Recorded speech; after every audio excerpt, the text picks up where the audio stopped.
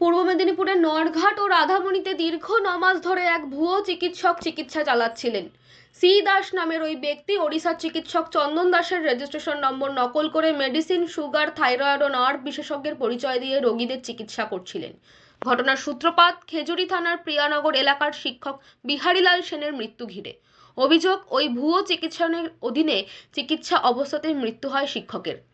এরপরেই শিক্ষকের ছেলে ও ছাত্ররা ওই চিকিৎসকের প্রেসক্রিপশন পরীক্ষা করে দেখেন রেজিস্ট্রেশন নম্বরটি আসলে ওড়িশার চিকিৎসক চন্দন দাসের। কোনো বৈধ শংসাপত্র ছাড়াই তিনি চিকিৎসা চালাচ্ছিলেন। স্থানীয় বিডিওর কাছে অভিযোগ জানানো হলে ভুয়ো চিকিৎসক ততদিনে এগরা ও দীঘার চেম্বার বন্ধ করে নন্দকুমারের গুচ্ছাইত মেডিকেলে প্রতি শনিবার রোগী দেখা শুরু করেন।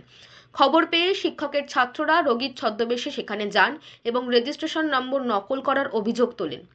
এরপরই ক্ষোভে ফেটে পড়েন রোগীরা। নকল ডাক্তারের শাস্তির দাবিতে বিক্ষোভ চলে। পরিস্থিতি উত্তপ্ত হলে নন্দকুমার থানার পুলিশ এসে অভিযুক্তকে উদ্ধার করে থানায় নিয়ে যায়। জেরায় অভিযুক্ত জানান তার আসল নাম চন্দন দাস, বাড়ি নন্দীগ্রামের ভেকুটিয়া গ্রামে। অবশেষে অভিযোগের ভিত্তিতে পুলিশ তাকে গ্রেফতার করে। আপনার নাম?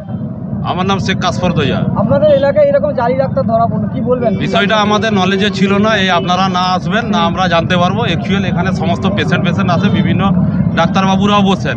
এখন আলটিমেট আমরা জনসাধারণের পক্ষে সম্ভব নয় কার রেজিস্ট্রেশন কি আছে, কোন ডাক্তার কি আছে, সেটা তো আমাদের পক্ষে সম্ভব নয়।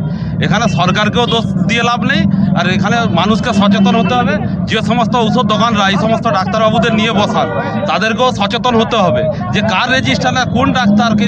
এ তো আলটিমেট আমরা যেটা শুনলাম, এটা 9 মাস ধরে ডাক্তারবাবুকে কি খোঁজ চলছে, অনেক পেশেন্ট মারা গেছে।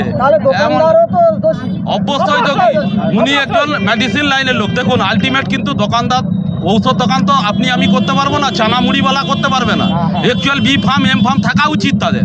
একজন বি ফার্ম এম ফার্ম তাদের তো ওই সম্পর্কে অনেক নলেজ বেশি হওয়া উচিত। তাহলে একটা ডাক্তার ফেক কি, তার রেজিস্ট্রেশন কি আছে, তার ডকুমেন্টারি না নিয়ে একটা দোকানদার বসাবে না।